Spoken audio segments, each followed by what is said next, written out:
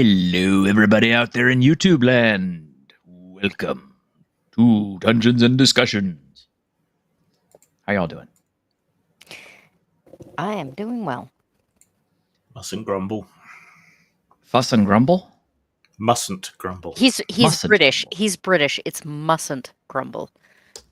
That's their way of saying, well, I can't complain, but... Love that repression. Well, one of my friends sent me a care package yesterday, and I've got all kinds of wonderful goodies to sample. It's all food, but we trade boxes back and forth for fun and enjoyment because we live in opposite parts of the country, so there are some things he can get that I can, and some things I can get that he can't. So. But one of the things I got this morning was green tea, cucumber with citrus from Arizona. Huh. Actually, not bad. It's kind of refreshing. Tea in a can? Yes. What perversion and heresy is this? I may not like tea, but I know an aberration when I see one. You know, as opposed to getting it in the bottle. So tea comes in a bag.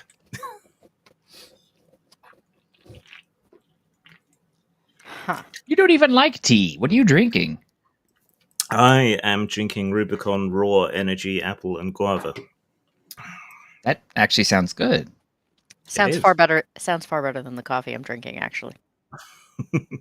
My regular coffee supplier has been out of coffee lately, and so I keep trying to find something to replace it with, and the last 2 attempts have been absolutely disgusting.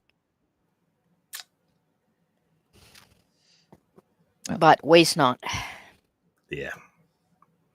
Make do and mend. Waste not, want not. Well, all right. This is the penultimate episode.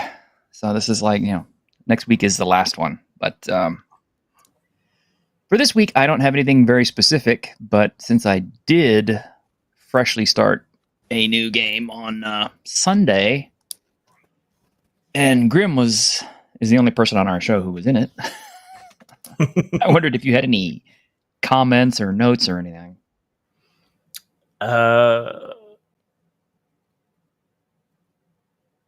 It's hard to get a handle on yet because we haven't been playing it for long enough. Mm-hmm. And I think the confusion and just trying to ignore all the weirdness and concentrate on immediate goals probably makes sense in that context. So, yeah, it's too early to tell. Too early to tell. I mean, that's fair. Yeah, Edward was game? Ashes Without Number. Is it by Kevin Crawford? Is there another game that's like similarly named? Yes, Stars Without Number, Worlds Without Number, Cities Without Number. They're all Kevin Crawford. Stars Without Number. I have friends that are big fans of Stars Without Number, but I have never played any of them. Once you buy one of the Without Number books, you kind of want to buy them all because they integrate. Yes, it's a very clever way of making you buy multiple 300-page books for 2 pages of material you can use in the other game. So, yeah, well, it's genius. That's not even fair because he gives away, the quick starts that he gives away have so much material in them that if, that's all you wanted, you could probably get that from owning one book and then free downloading the quick starts. But what's nice about getting the full deluxe editions is you get all the setting information and you get all the you get extra classes usually. It's worth it. I mean, he just does good stuff.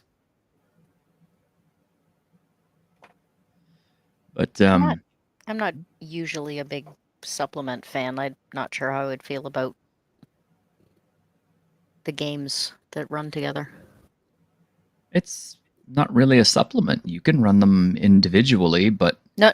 That's what I mean. Is that like I'm not normally a big fan of supplements, but I don't know how I would feel about games that integrate like that.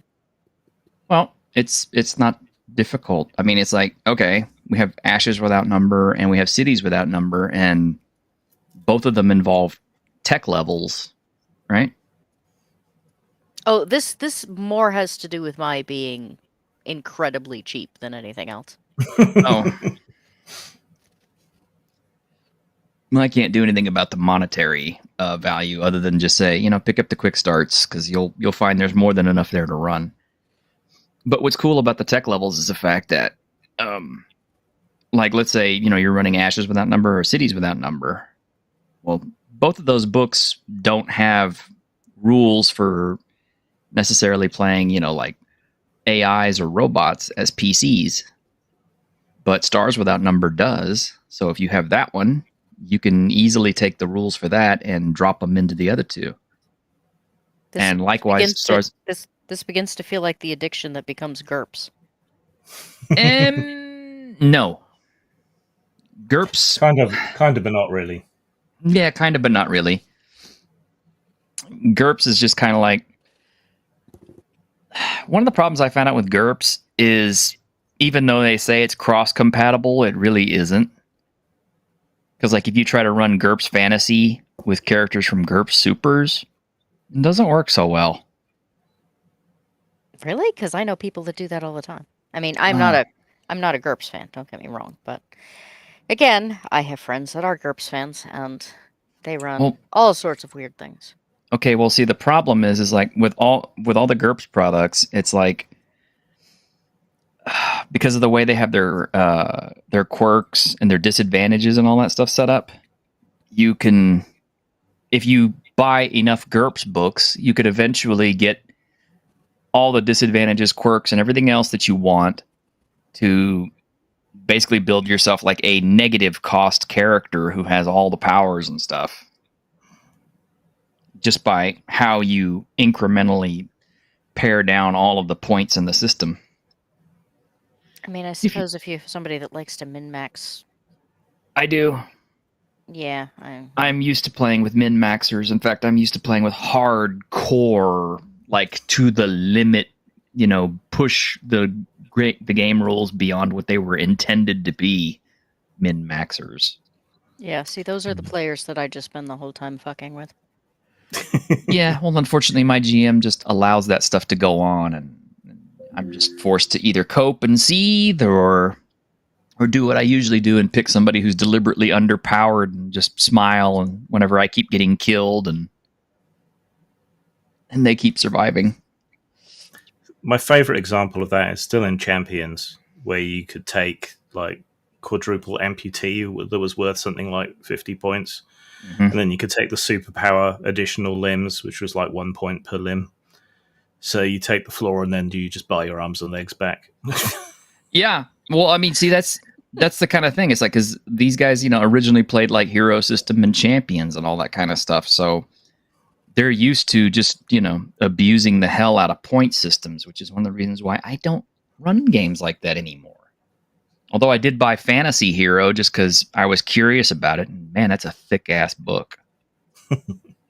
I suspect it's why I don't generally play superhero games at all. I haven't really seen a superhero game that was done well. I like FASERIP, DC Heroes, the Margaret Weis Productions Marvel one, and the new Marvel one is quite good too. I haven't played the new Marvel one. I looked at it, but I didn't play it. FASERIP was good because it was simple, but it was kind of, towards the end of the power scale, it really gets ridiculous with how much the power develops. What was the one with the cards? I always hear good things about that, but I've never played it. I tried that one once. That was another version of Marvel that was... It was okay. We had kind of fun with it, although it did kind of...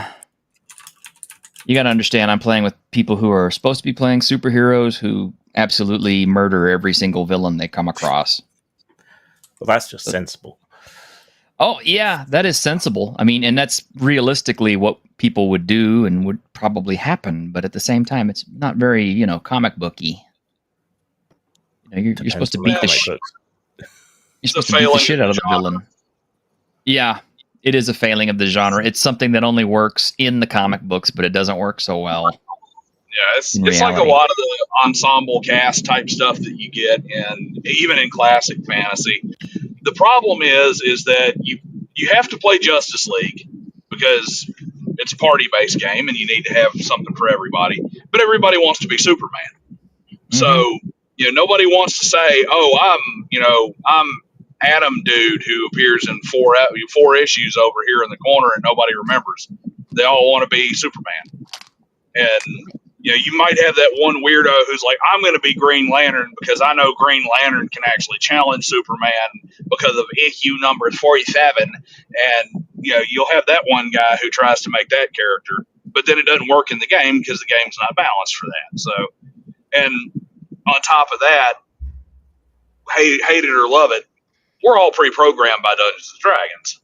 We're pre-programmed, and especially in the modern era, we're pre-programmed for these ongoing pseudo-serialized stories where you grow with your character and everything. And superheroes aren't designed for that. They're designed for very, very episodic, dealings. They're designed for we're relevant when the super bad guy shows up. See, I don't really like Superman much, so maybe that's why I'm terrible at role-playing games that involve. Well, I mean, as far as superhero goes, when you're playing a superhero game, I think the most telling story I ever saw was people were allowed to choose characters from like the Marvel universe, like literally. Then it was Phaser Rip. And I forget, one character had like Thor or the Hulk or something, which is like, if you look at his power scale, he's just a beast. And then somebody else in the crew was running some kind of like low level ordinary hero type. And at one point, I forget, there was like an argument about something, and they were, the Hulk character was threatening to kill the lower level, well, not lower, but the lower tier hero. And I was just kind of like, yeah, see, this is a failing of the whole thing right here. You can't realistically play the Punisher or Batman with somebody like the Hulk, even though they show them hanging out together in the comic books all the time. I'm just kind of like, it's the power system just doesn't hold up for that. And it doesn't hold up in any superhero game. It only works in the comic books, and it doesn't really work in a role-playing game. It would be like everybody else is playing level 20 characters and you're playing a level 1. So the Cortex game, the Margaret Weiss Productions one, was good for that, because you could play to your character's strengths more. Mm-hmm. Well, you don't have an off screen in a TTRPG, because one of the things that make the picture effective is that the Hulk can't be everywhere at the same time. And each of these heroes were developed in their own story with their own power scaling versus their own villains.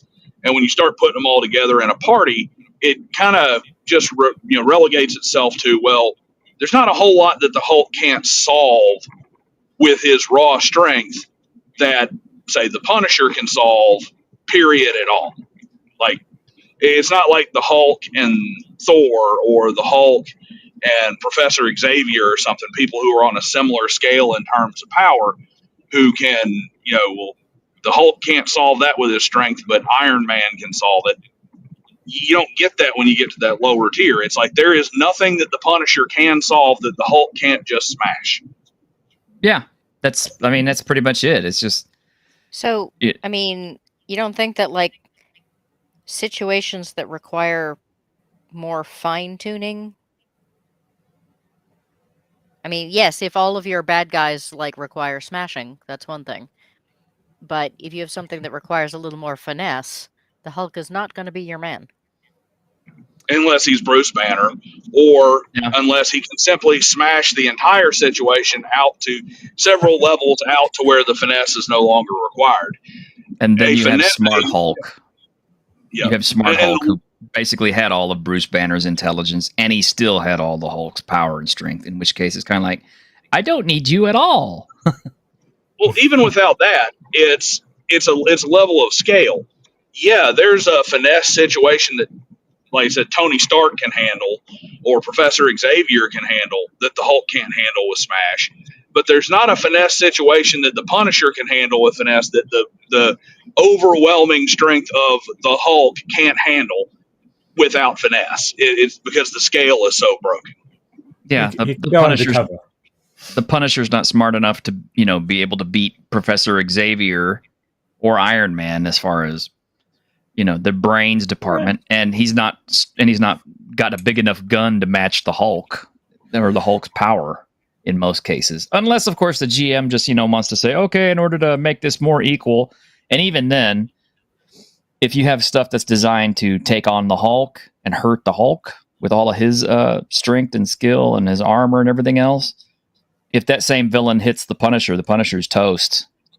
So, yeah. And then you get the opposite problem too, that the opposite of what you'd get in all the video games, where Superman, it's really hard to have a good Superman video game, for instance. And I always go back to him because he's just such an obvious example. But nothing like playing Superman and landing on the ground is like, oh, Superman just died because random mugger X shot him with a handgun. How are we supposed to have the Punisher, who can be shot with a handgun, and the Hulk, who cannot be shot with a handgun, in the same situation there? Well, although I have not played it yet, and I really want to, Alexander McCree's superhero game apparently takes a bunch of this stuff into account and does it and handles it pretty well. I was actually pretty impressed with getting to talk to him about his comic book that he was putting out, and it was all based on their actual games. And Alexander McCree's can tell you like the power scaling for just about every single thing you can imagine, including the length of time it takes for George R.R. Martin to write another book. Yes, that's in the game.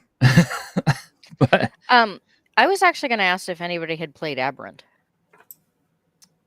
No, but I bought it way back when it was new, and White Wolf was all hot and cool and awesome, and apparently they're still selling. So, well, sorry, go ahead. I missed the question because my headphones cut out again. Aberrant, the role-playing game from White Wolf. Yes, we played that, but not in their setting. I asked because every time I say I don't really like superheroes because I don't, like I don't know. I'm just not a big superhero fan. I always get told I should try Aberrant because it doesn't have a lot of the same tropes or the power issues or the overpoweredness.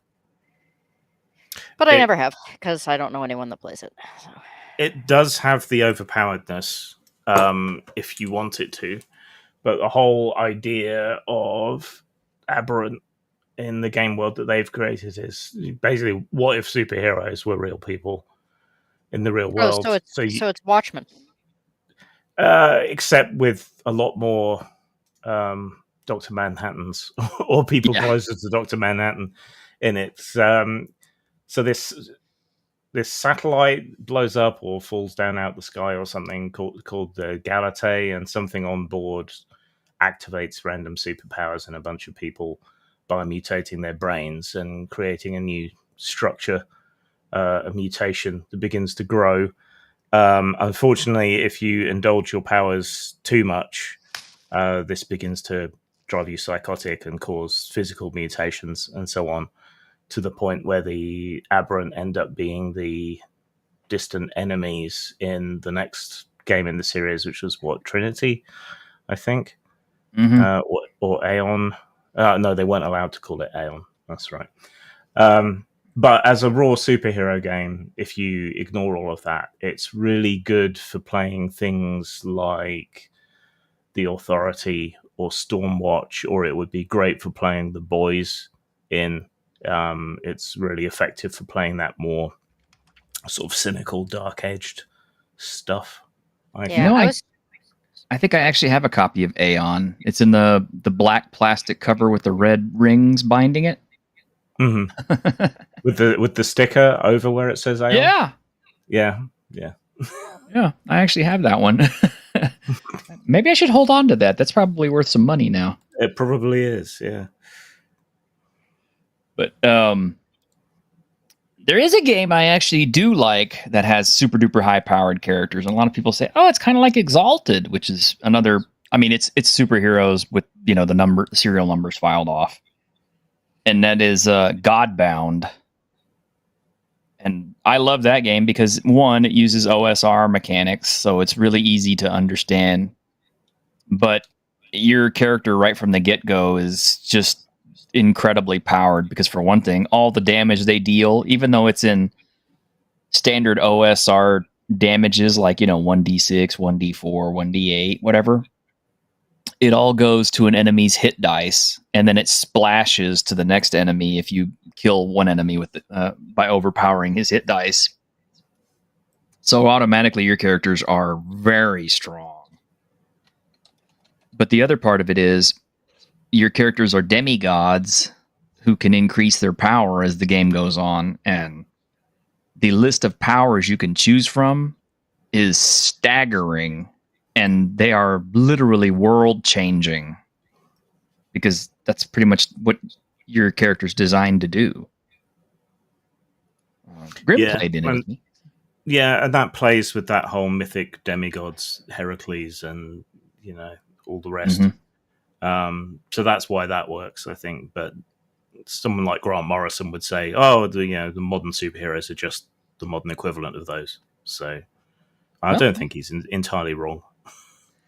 No, he's not. And I've often thought about it too, is just running a Godbound game in a modern day world. But you think about the kind of forces that would be arrayed against you. It's like, modern people would have no recourse against actual demigods wandering around and being able to do things like be almost anywhere in the world that they want to at any time, or, shifting technologies to levels that they weren't supposed to reach this quickly, or literally being able to pick up and throw buildings and stuff at each other.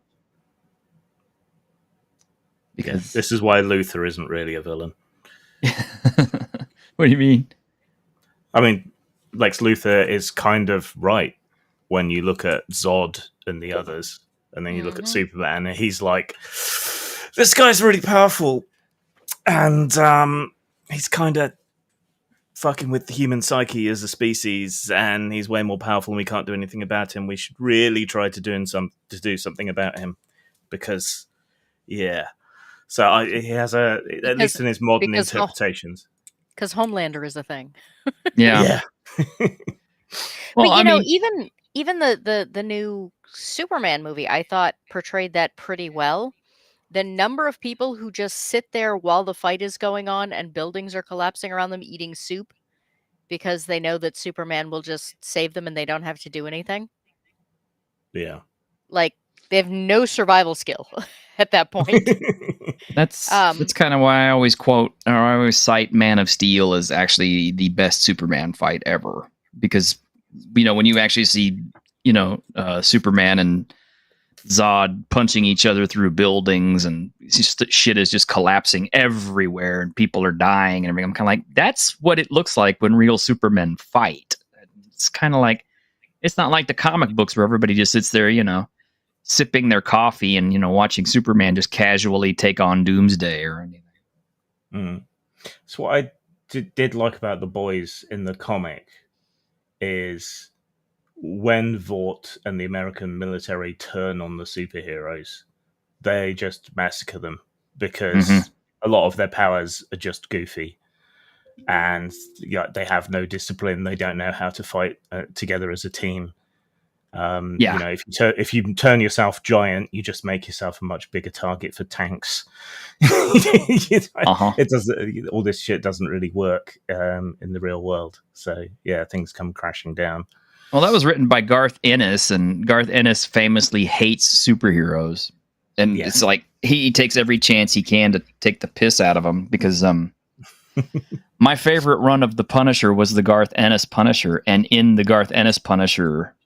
Punisher does manage to humiliate and take down Spider-Man and Wolverine. and a couple of other superpowered characters. But the way he does it is so humiliating. It's hilarious. Like sorry, give me a sec. No dying on stream. No dying on stream. But it's like at one point, it's like, Wolverine is getting into a fight with the Punisher, and it's kind of like Punisher just casually shoots Wolverine in the balls after blowing his face off, like literally. No, Punisher kills everyone. No. Punisher kills the world or whatever it is. No. It's the Garth Ennis Punisher run where Punisher is taking on Wolverine, as I said. And then to kind of finish it off, it's like while Wolverine is kind of hurt and can't fight back at the moment, Punisher finds a nearby steamroller and literally parks the steamroller on his head. He doesn't kill Wolverine. He says, I know your healing factor will let you survive this, so I'm going to do this anyway. And that's what he does. But I think, martial law was the original sort of superhero comic. I loved it. I love martial law. Yeah, that was Pat Mills and Kev O'Neill who did that one. Uh-huh. And that heavily inspired the RPG Underground. Oh, man, Underground. That was like the coolest looking RPG I've ever seen with the most least understood rules and system ever. I don't know anybody who ever played it, but I mean, the illustrations were by Jeff Darrow, and man, they were good.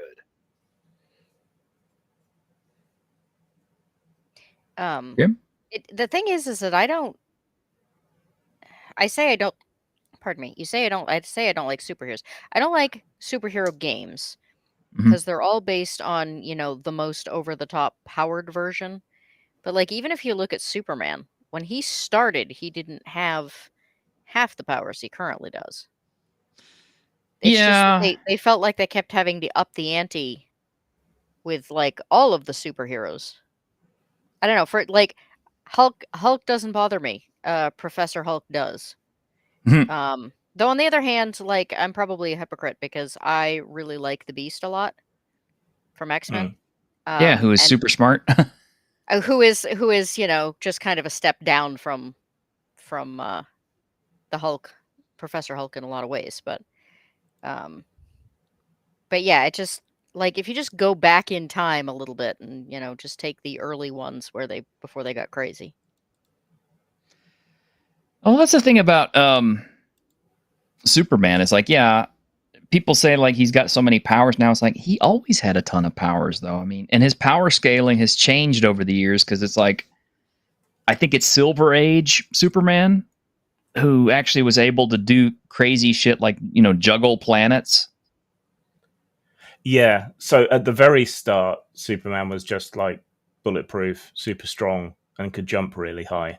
Mm-hmm. Yeah. Right. And they added flying and and it's later on that people remember, sort of looking back, is the Superman who was juggling planets and being a dick to Jimmy Olsen, and that's what everyone remembers. But he started out very different. Like Batman started out shooting motherfuckers. Mm-hmm. People forget about that because now he's got his no-kill code. But original Batman was really a pulp character. Along the lines of the Shadow or the Scorpion or whoever else. He would straight up murder people. Which honestly actually would make more sense for his character, because the whole, no killing thing, and I'm just kind of like, and people have tried to explain this to me, and I still really don't get it, I guess because I'm a modern human being with, modern sensibilities.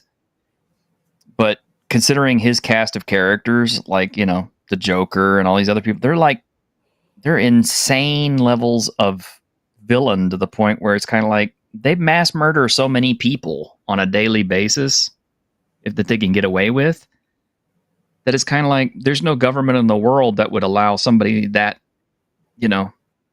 over the top to survive. I mean, maybe it's just because I live in Texas and, we have death penalty here. Yeah, I was going to say, even here, not everyone has the death penalty. Yeah, but I mean, it's like, considering how many people we do sentence to death for lesser crimes, can you imagine somebody with Joker's body count being allowed to live just because he's insane? Well, I mean, there's a lot of those. I mean, pretty much an entire California penal system is filled with functional serial killers who will never be executed because we just don't execute people there. Yeah, but can you imagine one of these guys getting out to keep doing it over and over and over on like a huge scale, and then keep getting put back, and then keep getting out to do it again, and then keep going in? And I mean, at some point, the justice system would be like, this is ridiculous. I don't know. I have seen the justice system allow some really weird things when it comes to people that have been diagnosed as mentally incompetent to stand trial. Yeah, but I'm pretty sure you haven't seen any of them escape from prison on a regular basis, murder more people, and then get sent back. That's the thing. No, it's like that's not a fact of comic books. Yeah, see, that's a comic book thing, because that and the fact that ordinary police and everything else can't seem to take them out, and it's just kind of like, To your point, they eventually gunned down Bonnie and Clyde and shot John Dillinger in the back. Yeah, exactly. It's like, we had real criminals with decently high body counts, and they didn't really wait for a trial. So. I think similar to what Das Wolfen says, the thing about Batman, and I think it's part of what gives him his longevity and continued relevance, is that he's as mad as a box of hammers, right? True. And so are all his villains. He expresses his insanity in one way that is at least somewhat socially acceptable, somewhat through his vigilantism and so on, and they are all other expressions of insanity or personal failing that he overcomes. So in a way, he's kind of fighting himself when he fights his villains, whether it's the Joker's maniacal insanity that he could have easily fallen into, or whether it's Bane's drug addiction, or whether it's Ra's al Ghul's sort of arrogance. That he is in a way fighting himself whenever he fights any of them. Mm. And isn't the logic supposed to be he won't kill because he's afraid if he starts, he won't be able to stop? So, like, he recognizes his own potential sociopathy. Mm-hmm. Yeah. That's kind of what I was about to say, is that I'd always viewed the Batman no-kill thing as basically an arbitrary dividing line between the people he fights and the people he is. It's kind of like I'm this, but at least I don't do that. Doesn't it just come from the comics code? Yeah, probably. A lot of it comes from the comics code. Yeah, but you have good writers who can comply with that and find a good way to get into story, and you have writers who just can't. That would be most of today's writers. But anyway, it's okay for me to paralyze and massacre a whole bunch of henchmen, but heaven forbid I kill them. Yeah, exactly. Yeah, exactly. It's like, this guy will be, permanently maimed for life, but but at least he didn't die. That's what you get for jaywalking in Gotham. Yeah, I was about to say, maybe that's why Gotham is so broke, is having to do all the ex-henchmen survival payments. Is kind of like, well, this guy's crippled beyond belief and he can't work anymore, so now we got to pay his SSI or whatever. Have you been crippled by Batman at work? Mm-hmm. I was just thinking that since Batman works with the police department, they're opening themselves up to a lawsuit every single time he mangles someone. Oh, they're opening. Yeah, there's so much. Yeah, you can't believe that anything in the DC universe or the Marvel universe functions on anything resembling reality rules. But I digress. Anyway, we're a TTRPG show. We're a TTRPG show. We're not a comic show. We're not here to examine why comic books fail. I mean, we were talking about comic games, weren't we? We were talking about games. Yes, we were talking about superhero games, and where they fail close to, in comic books, because it's like I said, the main problem I've seen with superhero games is players aren't going to leave a villain alive in a game.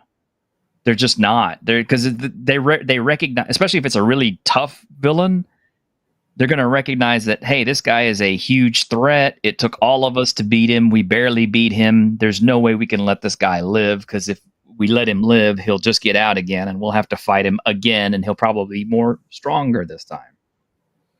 I used to know a GM that used to require everyone take code against killing in his games. That was his only rule. Yeah, but then, you have people screaming, "That's a railroad. Why are you taking away my agency?" Well, this is where things like Phase Rip Marvel, killing someone completely reset your karma points to 0. Yeah. So you couldn't level up your character, and you couldn't spend points to improve your rolls. And if you killed someone, it was bad news. Do any of the Batman villains kill people? Yeah, Joker killed a lot of people. Lots and lots of people. I mean, Joker himself. I haven't actually checked out the body counts on all the other characters, but I'm pretty sure Killer Croc has killed lots of people. I'm pretty sure that Bane has killed lots of people. And Ra's al Ghul, he's an assassin. So, yeah, he's murdered a lot of people. I mean, even Killer Croc eats people. Yeah, Killer Croc eats people. Even Scarecrow likes to, just convince people to kill themselves mostly, but well, yeah. If I remember correctly, the idea behind Absolute Batman is that he is a working class Batman, so he's not a billionaire. He's just some guy who decided to become a vigilante, which is cool, because that's what I did with a character I created. So. Disco for $2. Thank you, sir. Says, "Yar dog brothers and sword sisters listening at work." Well, here you go, man. Here's one for you. Mr. Homolka? Well, stop eating my sesame cake. Stop eating my sesame cake!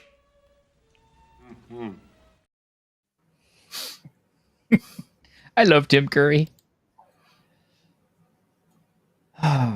Oh, Optimus! Oh my gosh, he says, "You wondered for a while to what extent Bat's shtick is just a coping mechanism against PTSD." But like I said, what works in the comic books doesn't necessarily work in TTRPGs, unfortunately. But so how would you make it work then? Therein lies the question, doesn't it? Because in order to do it, you do have to kind of take away player agency, because you have to run the game, and you have to run it in such a way as to where it works. Otherwise, it doesn't. And the problem is, if you prohibit players from doing what they're inclined to do, which is massacre bad guys. I mean, I'm sorry. It's like if my character is the Human Torch with all of his flame powers, and I'm stopping a bank robbery, it's probably going to be by, the Occam's razor. The shortest distance between, things is, a straight line. So it's kind of like, I'm going to crisp him to death with my flaming power. And now you've got charbroiled people. But yeah, if you're playing in the Wildstorm universe, murdering villains is absolutely an option, right? Even in the ultimate version of Marvel, killing villains is certainly something you can do. Mm-hmm. So, I mean, they're not all goody two-shoes worlds where the line between heroes and villains is stark black and white. There are plenty of comic worlds where it's shades of grey. I mean, yeah. I guess it depends. Here's where it works. What you do is you just play your superhero game in a fantastical, magic-powered medieval fantasy world where the normal response to regular old bandits just, stealing somebody's purse is drag them in the middle of the street and hang them. And then it all fits. Well, I mean, that's like old Texas justice. I mean, if somebody got caught thieving or something like that, they didn't wait for a judge. They just go grab the dude and string him up right there and then over a signpost for the whole town to see. If only there was some game like that. Yeah, if only. Has anybody played Slain? The Berserker game? I haven't played the games, but I've read the comics since the beginning because they're part of 2000 AD. So, yeah, I think it's actually pronounced Schlaune or something because it's Irish and they're weird. Yeah, But Bog Trotter. But yeah, the original setting for all of that is great. It's the land of the young. So it's all Celtic mythology and a bunch of neo-pagan weirdness as well later on. Because I mean, if you do the whole Unbreakable thing, that superheroes are really just the modern visualization of old heroes like, Hercules and things like that, then does Slain count as a superhero game since it's basically? So there is magic, and Des Wolfen was talking about Cthulhu stuff. There's some Elder God type stuff in there as well, which you can incorporate or not if you wanted. There's like ley line magic for flying ships and stuff as well.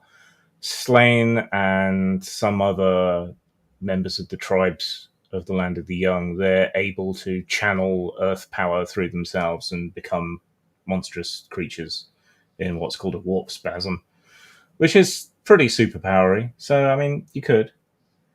No.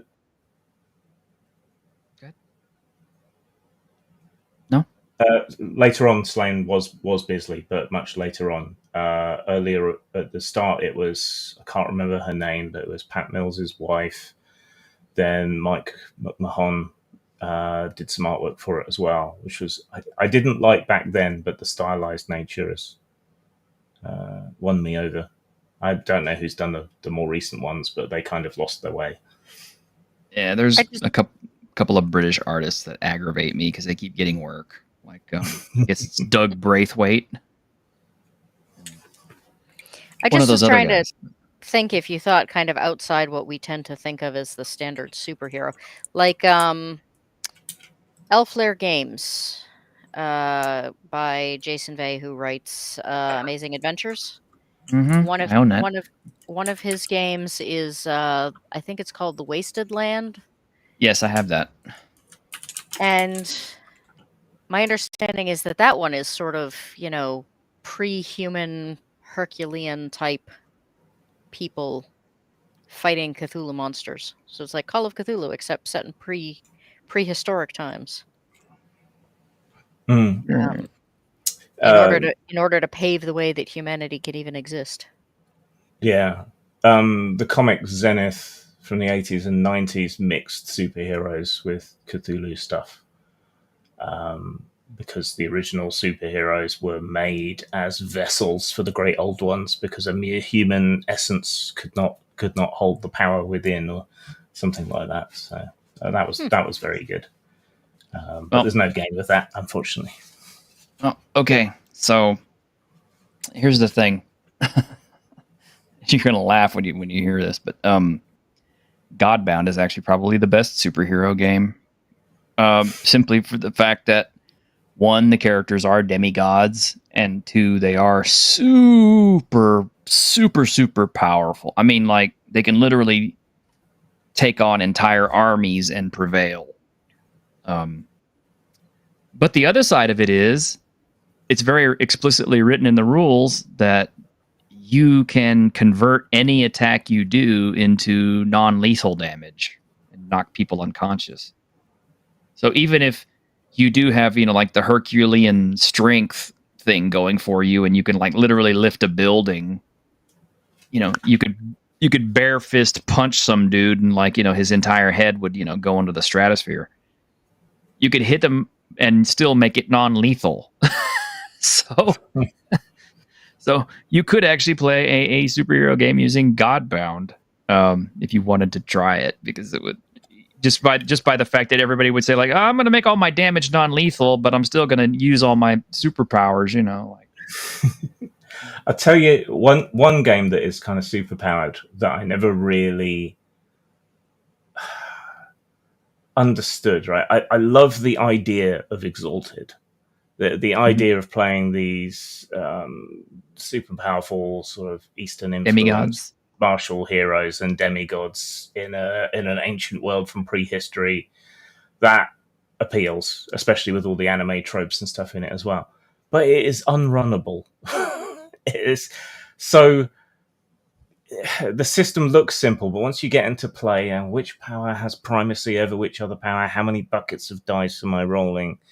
Yeah, even the newer editions, it just doesn't work, and that seems weird to me, given that was the company that also put out Aberrant, which works, and Aeon and Trinity, and was it Adventure was the pulp version one, and they also did Scion, which is explicitly like demigods in the modern world, and so all of those games work fine, but Exalted, which is like their big new thing back in the day, it's never worked.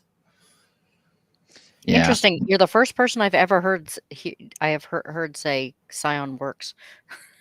No, I played games of Scion, and they're pretty fun. It just really depends on the DM and how far they're willing to take the whole, the mortals can't see us, but we exist because, their minds can't comprehend us. But I like this. Dawswolfen actually brings up a good point with this comment. He says, I had a character in a Marvel superheroes game go to prison for manslaughter because he accidentally killed an old lady in a nursing home when he missed the villain, went through the wall. That is a possible way you make modern superhero games work, is the fact that you apply actual consequences for when people do things. This also has to account for physics, and it's a lot more work on the GM. But if the villain is attacking a bank and or trying to steal from a bank, and you and your heroes run in there and start fighting the villains, it's like there's civilians in the bank usually.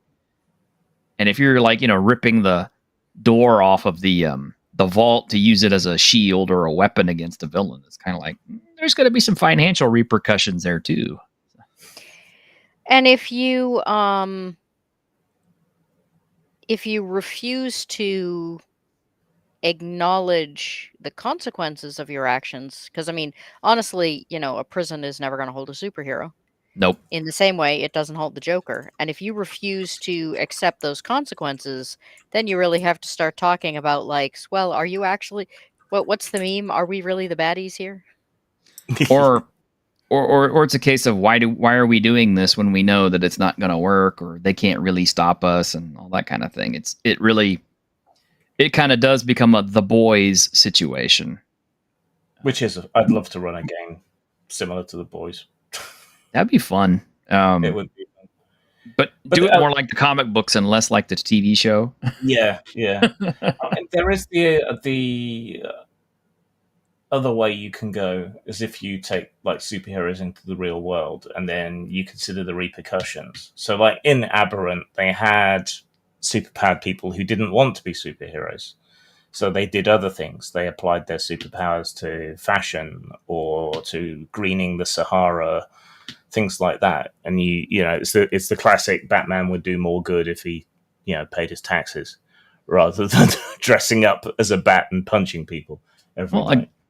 I hate to say this, Grim, but again, that's kind of where Godbound works better, because you actually have characters that can do that. You literally have characters that can, like the fertility power that some of your characters can literally grow tons and tons of stuff instantly overnight, kind of thing. And it's just kind of Well, where I was going was, what about the sort of minor league people with powers who do things like work for damage control, who clean up after superhero battles in the Marvel universe, or someone else, or even the Punisher went up against people like Hammerhead and Tombstone, who are minor powered mafia goons, people like that.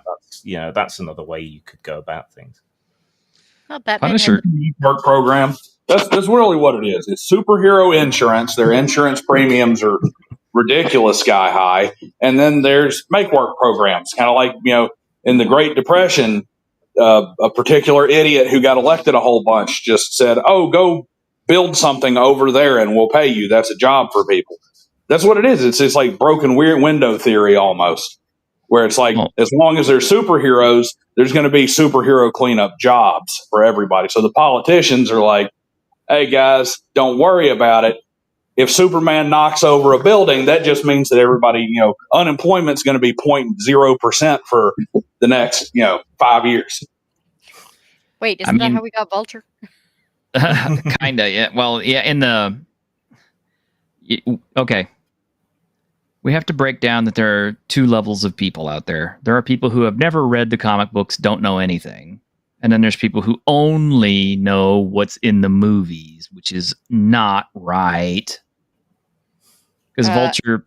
And then there's me. And then there's me who mostly knows the movies, but is adjacent to an awful lot of people that like comic books. So I pick up Yeah. The Vulture did not, go steal all his tech and stuff like that from Damage Control. The Vulture was actually a kind of a halfway brainy dude who built his own Vulture suit and then decided for some reason, instead of trying to find uses for it, I think we've said this before, but instead of building this wonderful technology and making, millions of dollars by, patenting it or selling it to another company and everything, they settle for thousands of dollars by trying to knock over banks and stuff like that, which is... I don't want to cure cancer. How many times do we have to go through this? I don't want to cure cancer. I want to turn people into dinosaurs. Yeah, exactly.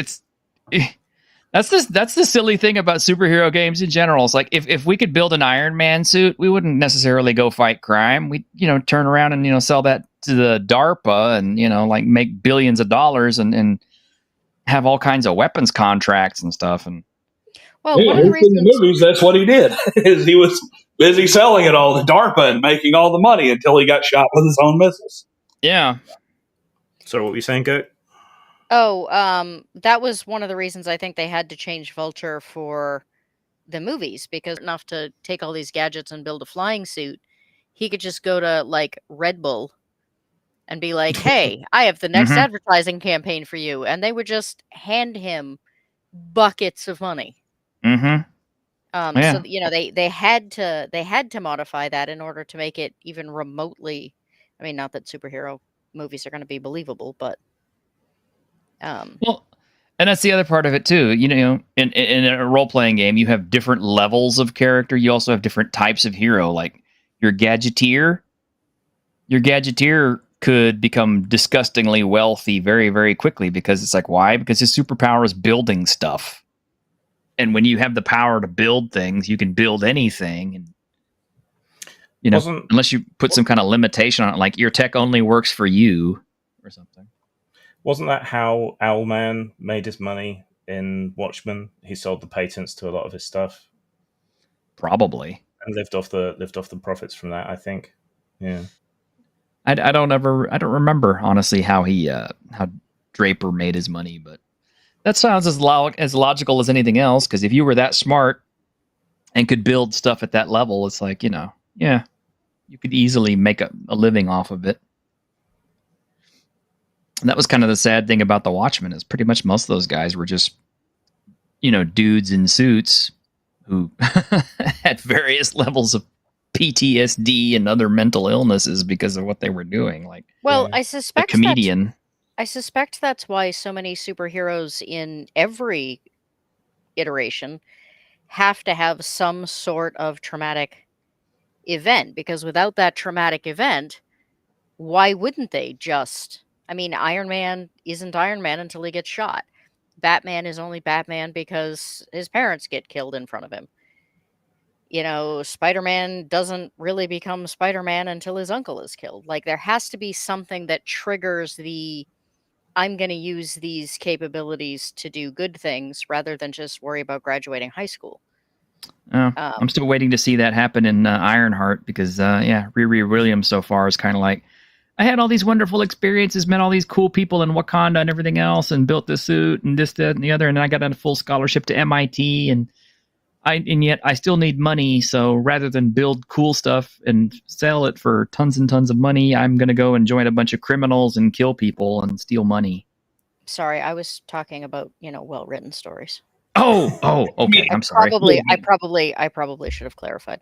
You should It's have. like this, all right? Just like the superheroes don't make sense because they've been exaggerated to the point that they don't make sense. Same thing is true with the villains. They've been exaggerated to the point they don't make sense. We've all had the conversation. We sit down. It's like, why is that guy robbing banks? If he put as much time and effort and energy into doing something normal, working a job or something, it's effectively minimum wage that he's robbing a bank for. It's the same thing with these supervillains. It's like if they just put this effort into making real money instead of robbing a bank with their flying suit, they make all the criminal mind. Their head is so screwed up. That's what they go to. But I want to make dinosaurs. So I will say I have had 2 conversations. One was with a regular businessman who always said that if he found out that he had a terminal illness, the first thing he'd do is rob a bank because he always wanted to know if he just could. And so if it doesn't matter, then he's going to try it out. And the other one were people who were actually in prison, and they had just gotten this whole lecture on, how they weren't really criminals. They were just drug addicts and victims of their own addiction. And as soon as the class was over, 2 of them looked at each other and said, if I could get the high I get out of breaking into people's houses on a regular basis, I'd never need drugs again. Yeah, I mean, there's that scene in the comic book version of Watchmen where they're discussing a recurring supervillain they had who wasn't a villain. He just really got off on being caught and beaten up. So that was his entire motivation. Mm-hmm. And by the way, this is the source of that particular meme. And yes, this is from an actual Spider-Man comic. So you could rewrite DNA on the fly. You're using it to turn people into dinosaurs? With that tech, you could cure cancers. But I don't want to cure cancer. I want to turn people into dinosaurs. Because it's so crazy. I mean, dinosaurs are pretty cool. So they are pretty cool, but I mean, just running around turning people into dinosaurs. Yeah, I mean, it's hard to argue with that logic. I mean, dinosaurs. Yeah. I mean, he's got that dinosaurism. Yeah, we're at the age where nobody even asks us what our favorite dinosaur is anymore. Which mine is Triceratops, by the way.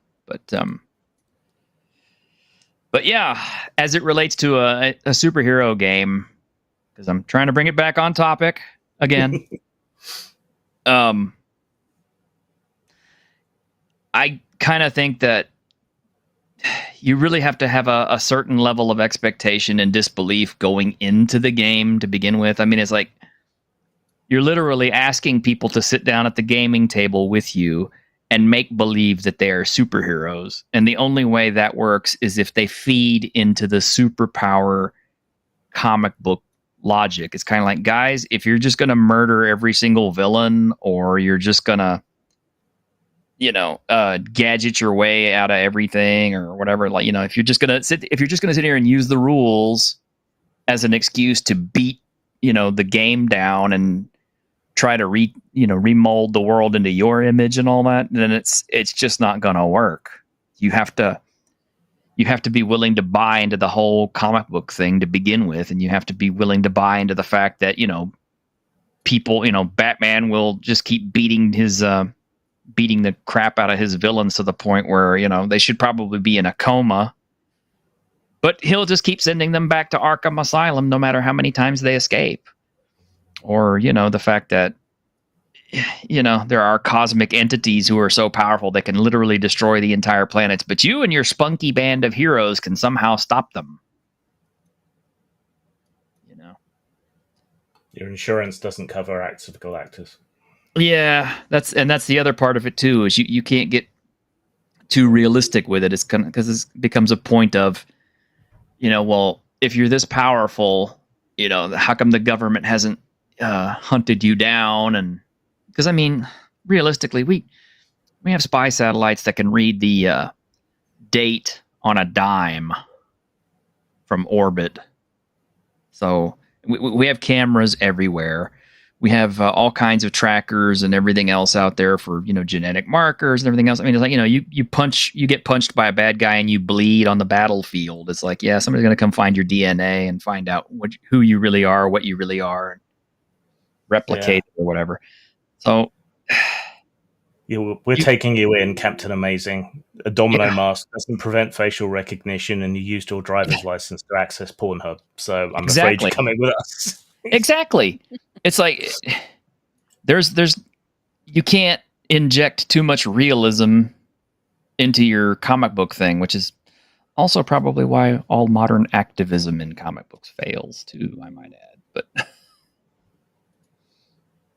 But yeah, you have to suspend a certain level of disbelief. And I think part of it works with the fact that, Marvel superheroes and all that kind of stuff was kind of marketed at teens and younger folks to begin with. Because I think the minimum age on FASA if I'm not mistaken, we used to be like ages 13 and up. If I'm right. I'm not sure. It's been a long time since I've had the box set. But I had it when I was 13.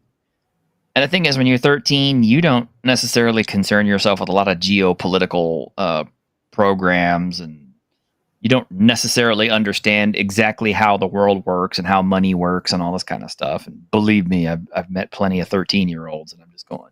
I was a weird 13-year-old. Oh, because you understood all that stuff? Yeah.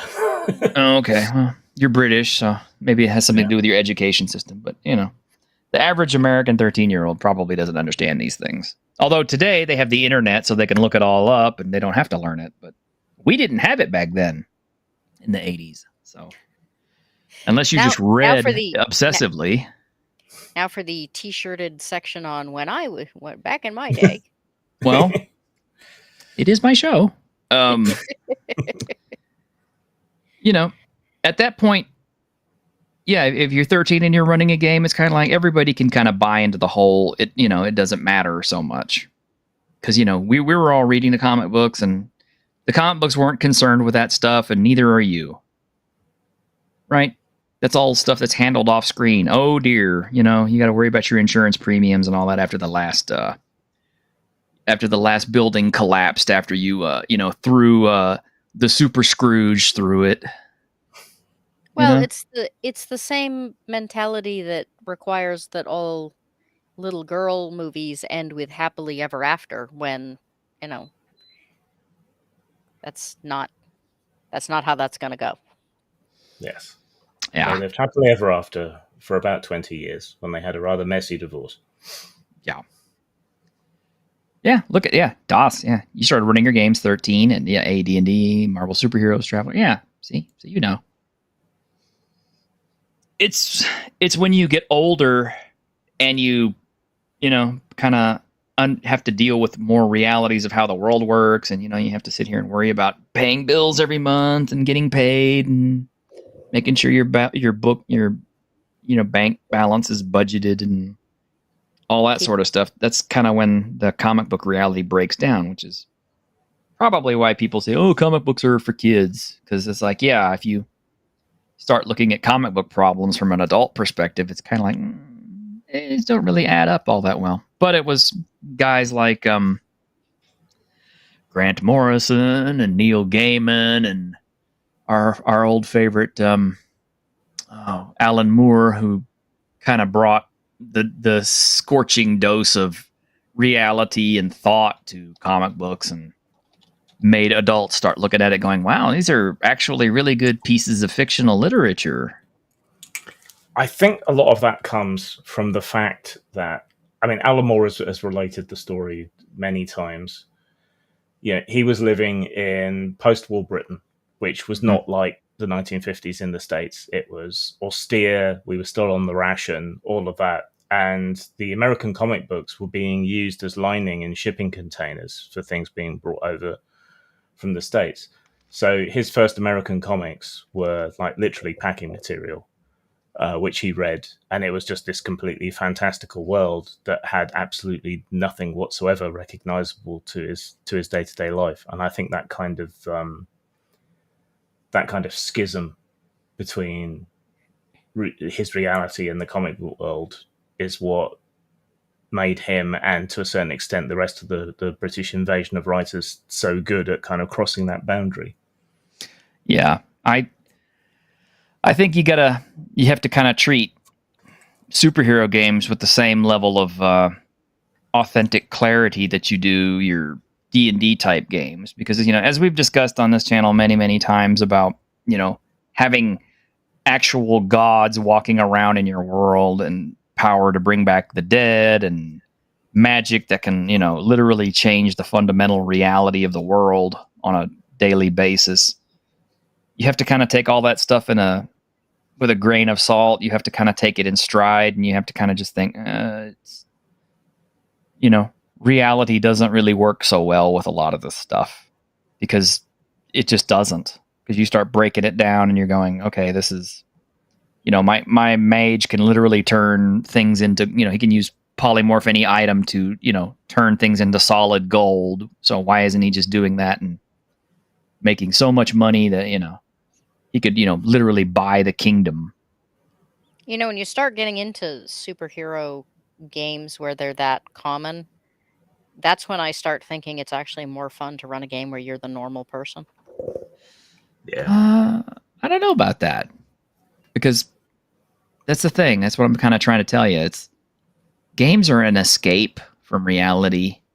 We play normal people in our everyday lives with, with health issues and, shrinking bank budgets and, all the day-to-day problems that we have to deal with. It's like, why would you want to carry those same problems over to your escape? But I don't think they'd be the same problems, because you would be worrying about whether or not your work building was going to fall down the next time Superman gets in a fight. Yeah, but it's not really much of a life, is it? You're sitting there sipping. You're the guy eating the ramen noodles and looking out the window while all the other players in the game are having their fun. Throwing villains through walls and. Oh no, I'm talking about running a game in which everyone are just like normal people trying to survive in a superhero world. Well, that's kind of like the Ashes Without Number I'm running now.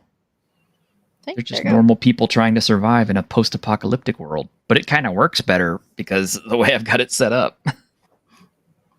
They're smart enough. Come full circle. We have finally come. We've come full circle. Yes, to what I really wanted to say, and that is, I didn't want to give. Edward keeps trying to get all these details out of people and trying to understand, and he keeps asking the wrong questions. But more importantly, it's kind of a case of, I'm not giving you everything in one go, and I'm not giving it all away in the very first game. You have to do some legwork and get out there and understand. Because he just thinks, oh, well, the computer should know every single thing that's going on out there. And I'm like, how? It has no way to see outside of its little bunker. It knows what went on before, but it can't know everything that's going on right now. So that's part of your journey, is to go out there and discover it for yourself and see what you can do about it. Like, well, why are you doing this for us? It's like, well, because you matter. You have a possibility. You represent hope. So that's kind of how it works. That doesn't work so well in a superhero game, just because it's like, you're a normal person. What are you going to do? Legislate against superheroes? Oh, we should really impose sanctions against Superman because, he knocked over a building I would really like the other day. No. That's not going to work, sir. It would be entertaining, though, to find out whether or not Superman continues to be Superman or turns into Homelander. Would you really want that? Would you really want to push somebody that powerful to becoming absolutely immoral? Do I want to know if the superpowered guy is actually a good guy, or if he in fact is just an asshole who's trying to look good? Yeah, I kind of want to know that. I don't, because we've already seen. I've been reading comic books and I've watched movies over years and years and years, and I've seen Superman deconstructed so many times that it's not an entertaining possibility, because it's like, we already know if he's that powerful and he was a complete asshole, then literally there's nothing we could do against him, because they've played that scenario to death. And even the Kryptonian villains like, Zod and the others in Superman 2, that was the earliest example of, this is what happens when you have super people who have no morals whatsoever. it's like, without a Superman there to defend you, there's literally nothing you can do to stop them. They can do what they want, and you can't do anything about it. And that's really not a fun world, because I mean, you like I said, you play your games to escape the powerlessness of your reality, going into your fantasy and being equally powerless against things that are that powerful. It's just kind of like, wow, well, this is fun. But anyway. Nobody wants the tax man. Yeah, we don't want that. What's his power? He can be careful. He'll throw an assessment at you. But shall we go ahead and close down? I know Grim's back is hurt and Goat needs to go. So yeah. All right. And Goat's got a podcast later, which I'll be on. Ironically enough, I believe we're talking about villains. So hey, we are indeed. Indeed. All right, then. Well, thank you for hanging out with us, everybody here in YouTube land. We did actually find a topic, even when we didn't mean to, but that's what's wonderful about having an open show, is the fact that topics kind of write themselves. This is why I don't try to go in with an agenda most of the time. I find out when you do that. Do you mind if I drop the link for this afternoon's show? Oh, if you wish. I mean, I don't mind. Either Yeah, way. go ahead. I didn't mean to interrupt you to ask either, so apologies. But yeah, when it comes to gaming, it's pretty hard not to be able to come up with a topic in some way, shape, or form. Yep. It really is. I mean, even if it's something as simple as Thaco sucks. This was an excellent TTRPG show. I mean, you could be on worse, I suppose. Oh yeah, there's plenty of worse. Yep. Goat, where's that link? I sent it, but I think I am not wrenched, and therefore I don't think that it went, so I'm going to send it to you in private. Yeah, you should throw it in the private chat. There we go. Oh, and you know what? I'm going to take the tracker link off of this.